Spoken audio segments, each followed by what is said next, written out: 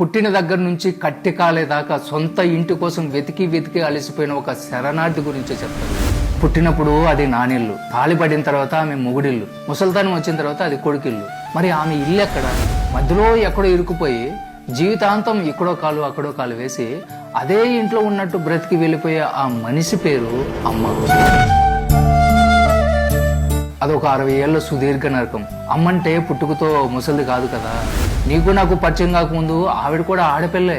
ఆమెకి గలగల నవ్వాలని ఉంటది, రంగురంగుల బట్టలు వేసుకోవాలని ఉంటది, ఆమెకి ఒక ఆశయం కూడా ఉంటది. కానీ పెళ్లి అని ముడిపడిన తర్వాత ఆ అమ్మాయి చచ్చిపోతుంది. ఆ శవం మీద ఒక భార్య పుడుతుంది. ఆమె ఇంటి పేరు పోతుంది, గోత్రము మారిపోతుంది. చివరికి ఐడెంటిటీ కూడా భర్త పాదాల దగ్గర తాకట్టు పెడుతుంది. అప్పటిదాకా నా ఇష్టం అనుకున్న ఆడపిల్ల అప్పటి నుంచి ఆయన గారి ఇష్టం, అత్తగారి ఇష్టం అని బ్రతకడం మొదలు పెడుతుంది. భర్త కోపంతో విసుగులాని మాటలు, అత్తమామల సూటిపోటు మాటలు నిలువున కోస్తున్నా కూడా పల్లెత్తి మాట అనకుండా నవ్వుతూ విసాన్ని మింగే శివుడాను. జీతం అడగని పని మనిషి, సెలవు అడగని కూలి, పడక గదిలో భర్తకి అలసట తీర్చే ఒక బానిస. ఆ తర్వాత మనం పుట్టాం. ఆ రోజే ఆమె తన శరీరాన్ని మన పేరు మీద రాసిచ్చేసింది.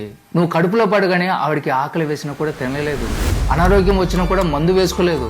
నిజం చెప్పాలంటే ఆమెని కొంచెం నమిలి తింటూ పెరిగిన నరమాంస భక్షకులం మనం పెరిగే కొద్దీ ఆమె ఆయుస్సు అమాంతం హారతి కర్పూరంలో తగ్గిపోతూ ఉంటుంది.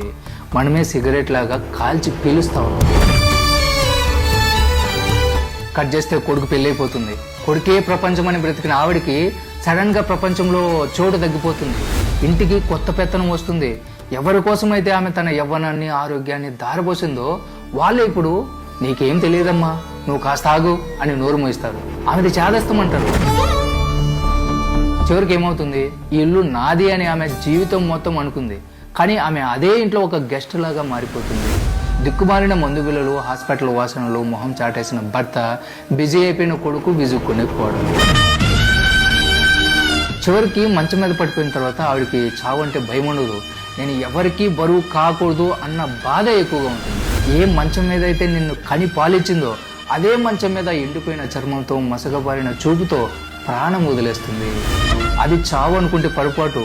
ఆమె పడ్డ నరకానికి అది శాశ్వత విశ్రాంతి. పుట్టినప్పుడు కూతురుగా, యవ్వనంగా ఉన్నప్పుడు భార్యగా, ముసలితనంలో అమ్మల, ప్రతి దశలో ఎవరో ఒకరి కోసం తనని తాను చంపుకుని బ్రతికిన ఆమె నిజంగా ఆమెలాగా ఇప్పుడు బ్రతికింది. మనం రాసిచ్చిన ఆ దరిద్రమైన స్క్రిప్ట్లో అద్భుతంగా నటించి చివరాఖరుకు చప్పట్లు కూడా దక్కించుకొని ఓడిపోయిన ఒక గొప్ప కళాకారిణి ఆమె.